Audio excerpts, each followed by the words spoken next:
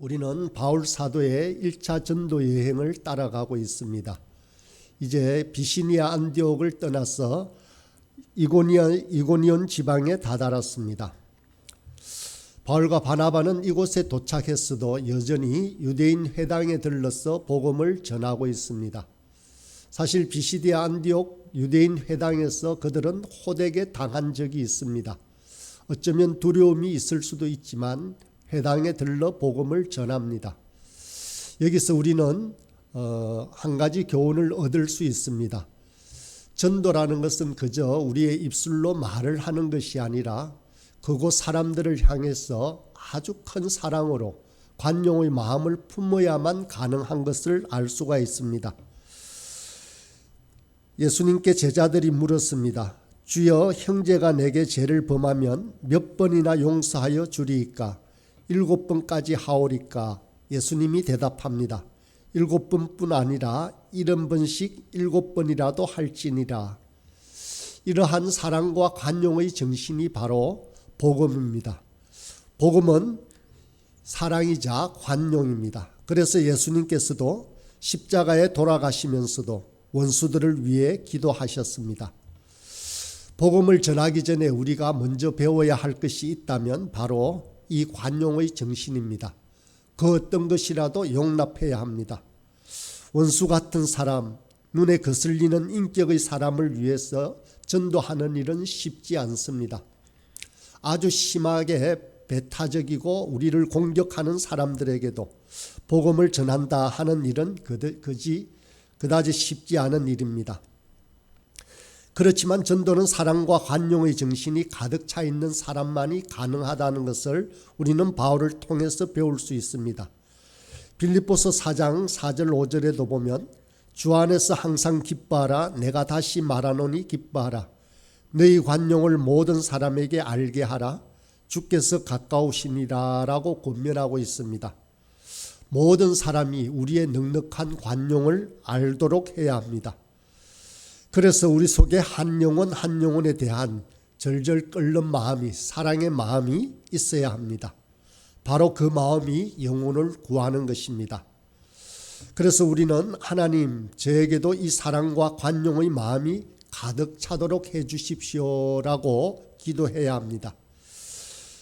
그래서 복음을 들고 아골골짝 빈들에도 복음 들고 가는 저와 여러분이 될 수 있길 바랍니다.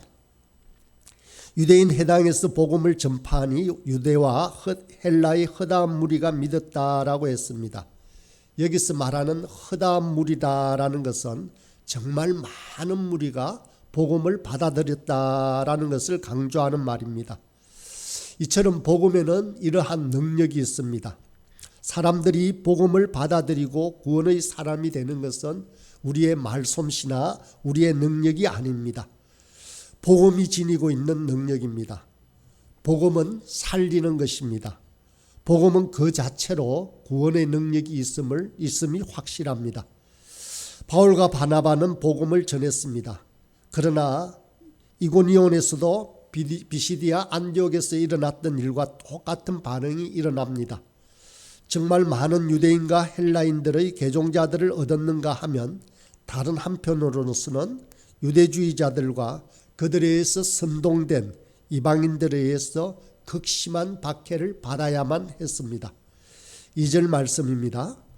그러나 순종하지 아니하는 유대인들이 이방인들의 마음을 선동하여 형제들에게 악감을 품게 하거늘. 이처럼 복음에는 두 가지 반응이 가는 곳마다 나타나게 되어 있습니다. 늘 복음을 받아들이는 사람만 우리가 대할 수 있는 것이 아닙니다. 복음을 영접하는 자에게는 구원이 차별 없이 주어지지만 그렇다고 모든 사람이 구원을 얻을 수 있는 것이 아니라는 것을 보여줍니다. 다시 말해서 구원은 만민이 누릴 수 있는 것이지만 그렇다고 모든 사람에게 주어지는 것은 아닙니다. 그러나 우리는 알 수 없습니다. 누가 하나님에 의해 선택되고 누가 버림을 받았는지를 미리 알지는 못합니다. 그러므로 우리는 모든 사람에게 복음을 전해야 합니다. 3절을 보면 두 사도가 오래 있어 주를 힘입어 담대히 말하니 주께서 그들의 손으로 표적과 기사를 행하게 하여 주사 자기 은혜의 말씀을 정언하시니 두 사도가 오래 있어라고 합니다. 두 사도가 이곳 이고니온 지방에서도 오래 머물러 있었다라는 말입니다. 사도들이 그곳에 오래 머물러 지속적으로 복음을 증거해야 하는 이유가 있었습니다. 왜냐하면 유대인들에게 선동된 이방인들의 마음을 다시 돌이켜야 할 필요성을 느꼈기 때문입니다. 바울 일행은 이고니온에서 고난과 박해 가운데서도 좌절하지 않고 자신들의 일신상의 안전을 도모하지도 않고 오로지 복음 전도에 전념했음을 알 수 있습니다. 한편으로 또 오래 이곳에 머물러야 하는 이유가 있었습니다. 그것은 먼저 믿는 자들을 양육하기 위해서입니다. 이고니온에서 이미 허다한 무리가 믿었는데도 그곳에 오래 머물러 있었던 이유는 바로 이 새신자들을 양육하기 위한 것이었습니다. 그래서 오래라는 말은 양육하기에 넉넉할 정도로 충분하다라는 시간의 의미를 말합니다. 바울과 바나바가 성도들을 양육하기에 힘쓴 것은 비단 이고니온에서뿐만 아닙니다. 사도 바울의 선교의 특징 가운데 하나를 말하라면 바로 이 양육입니다. 바울은 에베소서에서 2년을 가르쳤습니다. 고린도에서도 1년 6개월을 가르쳤습니다. 수리아 안디옥에서도 1년을 가르쳤다라고 기록이 되어 있습니다. 그리스도인들은 복음을 듣고 계속해서 성장해야 하는 것입니다. 양육되지 않으면 오합지졸에 불과합니다. 우리 또한 마찬가지입니다. 날마다 말씀으로 더 양육되어지고 더 변화되어지고 성장되어야 합니다.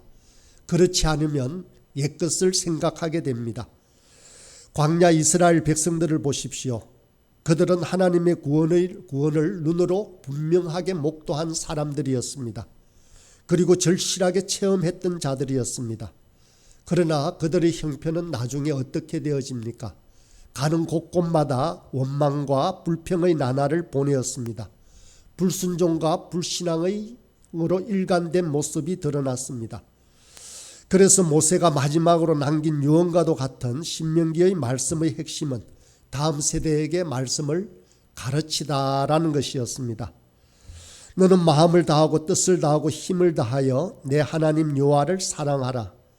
오직 내게 명하신 이 말씀을 너는 마음에 새기고 내 자녀에게 부지런히 가르치며 집에 앉았을 때든지 길을 갈 때든지 누워있을 때든지 일어날 때든지 말씀을 강론할 것이며 너는 또 그것을 내 손목에 메어 기호를 삼으며 내 미간에 붙여 표로 삼고 또 내 집 문설주와 바깥문에 기록할지니라. 이처럼 모세는 강렬하게 우리에게 경고했습니다. 말씀으로 양육받고 훈련받아야 한다고 말입니다. 아무리 기적을 많이 보아도 소용이 없습니다. 아무리 은혜를 직접 체험했다라고 하더라도 소용이 없습니다.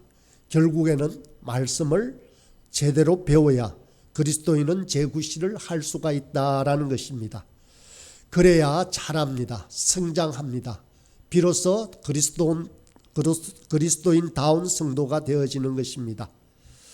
그리스도인의 사명은 세 가지로 요약할 수 있다라고 했습니다. 전도와 양육과 파송이라고 했습니다. 안디옥 교회의 사람들을 보십시오. 그들은 이방인이었지만 바울과 바나바의 집중적인 교육을 받고 이후에 비로소 그리스도인이 되었다라고 했습니다. 그래서 그들은 모교회인 예루살렘 교회가 기근으로 어려움에 처하자 도움의 손길을 펼치고 전 세계를 향하여 선교사를 파송했습니다. 그러므로 양육이 중요합니다. 교회는 열심히 가르치고 우리는 열심히 또한 배워야 합니다. 또 어린 자녀를 가르치는 교회 교육 또한 아주 중요합니다. 저와 여러분의 자녀를 포함하여 다음 세대들을 교육하는 일에 한국 교회의 미래가 달려있다라고 자주 말을 합니다. 양육이 없는 전도는 미완성의 전도라고 할 수 있습니다. 오직 양육을 통해서만 전도는 완성이 되어집니다. 그 일은 저와 여러분에게도 마찬가지입니다. 전도를 통해서 복음이 우리 마음속에 심어졌습니다. 그러나 계속해서 양육받고 나누어야 하는 것입니다. 우리 모두는 아무리 오랜 시간이 걸리더라도 아무리 많은 희생이 따르더라도 이 양육하는 교회의 소명을 다해야 하는 것입니다. 우리 또한 가능하다면 더욱더 많이 말씀을 상고하는 사람들이 되어야 합니다. 상고한다는 것은 깊이 묵상한다는 말입니다. 사도행전 17장 11절을 보면 베레아 사람들은 데살로니가 사람보다 더 너그러워서 말씀을 받고 이것이 그러한가 하여 날마다 성경을 상고하였다라고 합니다.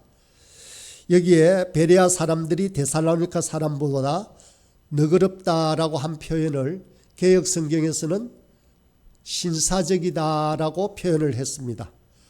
저와 여러분은 하나님의 말씀으로 양육된 참 멋있고 고결한 신사가 되길 바랍니다.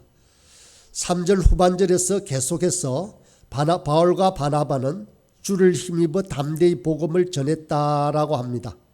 이럴 때 주님께서 어려운 가운데 있는 바울과 바나바에게 복음을 전하는 전도자들에게 표적과 기사를 행하게 하셨습니다. 이것은 복음이 진리임을 확정하고 나아가 더 많은 사람이 그 복음을 믿도록 하기 위해서입니다. 이제 4절의 말씀입니다. 그 시내의 무리가 나뉘어 유대인을 따르는 자도 있고 두 사도를 따르는 자도 있느니라. 복음 전파의 결과 이고니온 사람들은 유대주의자들을 따르는 무리와 두 사도를 따르는 무리들로 나뉘어지게 되었습니다. 이것은 복음이 지닌 성격을 보여줍니다. 즉 복음이 세상과 성도를 구분해낸다라는 것입니다. 믿지 않는 자와 믿는 자, 하나님의 말씀을 받아들이는 자와 거부하는 자로 나뉘게 한다는 것입니다. 복음을 받아들임으로 또 배척함으로 분명히 세상과 성도를 구분해냅니다. 복음을 받아들인 사람에게는 영생이 있습니다. 기쁨이 있고 하나님의 축복이 있습니다. 그러나 받아들이지 않는 사람에게 구원의 소망은 완전히 사라지게 되어 있습니다. 사단과 지옥 백성으로 확정되어지게 됩니다. 실로 복음은 그 수용 여부에 따라서 사람의 운명을 완전히 달라지게 하는 특징이 있습니다. 또 사단은 사람들이 복음을 영접함으로써 자기 백성을 잃어버리게 되면 발악을 하게 됩니다. 그래서 사단의 백성들을 통하여서 복음을 받아들인 자를 핍박하게 되어 있는 것입니다. 그래서 그리스도인들은 그들과 대적해야 하는 것입니다. 선한 싸움에서 승리해야만 합니다. 사도 바울은 자기 일생 이 선한 싸움을 싸웠다라고 고백했습니다. 나는 선한 싸움을 싸우고 나의 달려갈 길을 마치고 믿음을 지켰다라고 바울은 고백했습니다. 그렇습니다. 이렇게 복음은 성도들로 하여금 일생 선한 싸움을 하게 합니다. 그것이 바로 복음입니다. 세상의 타락된 세계관, 제약된 생활 습관과 사고방식과 싸워 우리 몸을 성결케 하는 것이 복음의 능력입니다. 여러분, 우리는 이 복음에 합당한 삶을 살고 있는지를 날마다 점검해야 합니다. 그러지 않으면 우리는 넘어질 수밖에 없습니다. 그리스도인들은 거룩해야 합니다. 거룩하다라는 말은 세상과 구별되어진다는 뜻입니다.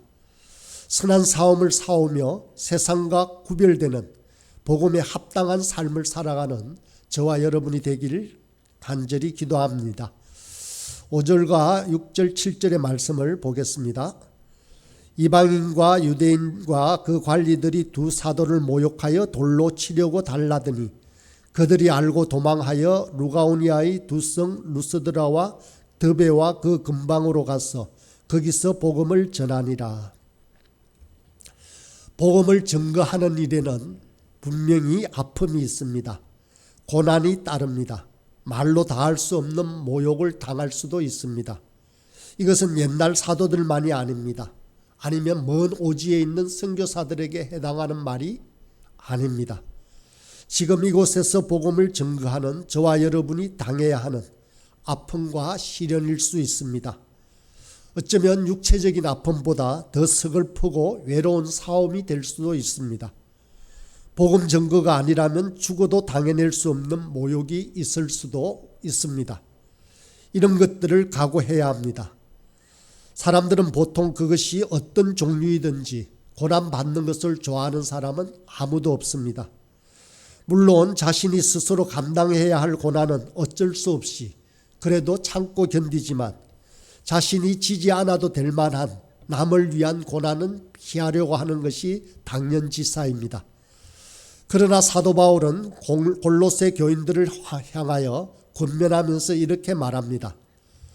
나는 이제 너희를 위하여 받는 괴로움을 기뻐하고 그리스도의 남은 고난을 그의 몸된 교회를 위하여 내 육체에 채우노라.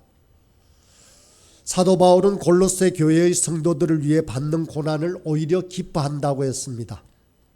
그리고 그리스도의 몸된 교회를 위해 앞으로도 기꺼이 고난을 감당할 것임을 천명하고 있습니다. 사실 바울 사도는 이방인들의 구원을 위해 이미 말할 수 없는 큰 고통을 많이 당했습니다. 감옥에 갇혀 있는 상태였습니다. 골로새에게 편지를 전하는 것은. 그러나 그는 이런 고난을 통해 복음이 선포되고 교회가 세워짐을 아주 기뻐했습니다. 이제 바울과 바나바는 이고니온에서 도망쳐서 루스드라와 더베로 가게 됩니다. 그들은 극심한 박해 상황 속에서 도망쳐왔기 때문에 심신이 지칠 대로 지쳐 있습니다. 그런데도 그곳에서도 이들은 복음을 전한다라는 말로 오늘 본문이 끝나고 있습니다. 거기서 복음을 전하니라. 바울과 바나바 두 사람은 도망쳐온 바로 그곳에서 복음을 전하고 있습니다. 거의 반사적으로 복음을 전하고 있는 모습을 볼 수 있습니다. 이것은 그들이 하나님께서 그들을 어디로 인도하시든지 인도하신 그곳에서 바로 복음 전도의 사명지로 인식하고 있었던 것입니다. 사마리아 교회, 안디옥 교회, 다메섹 교회가 이렇게 그들에 의해서 세워졌습니다. 사랑하는 여러분, 바울과 바나바처럼 우리들도 우리가 어디에 있든지 어떤 상황에 처하든지 그 자리를 우리의 사명의 자리로 알고 복음 전도의 사명을 다해야 하는 것입니다. 어쩌면 우리의 직장이 바로 전도일 수 있습니다. 우리의 사업장이 또 가족들이 믿지 않는 가정이라면 우리의 가정이 복음의 전초기지일 수 있습니다. 우리가 살고 있는 바로 그 자리가 선교지인 것입니다. 우리를 박해하고 학대하는 친지나 가족일수록 더욱더 그러합니다. 여러분은 어떤 환경에 처해 있습니까? 어떤 조건에 있습니까? 바로 여러분이 있는 그 자리가 하나님께서 부르신 사명의 자리로 아셔야 하는 것입니다. 어떠한 처지나 환경이든 어떤 곳이든 고난조차도 감사하며 기쁨으로 복음을 들고 나아가는 저와 여러분이 되길 간절히 소원합니다.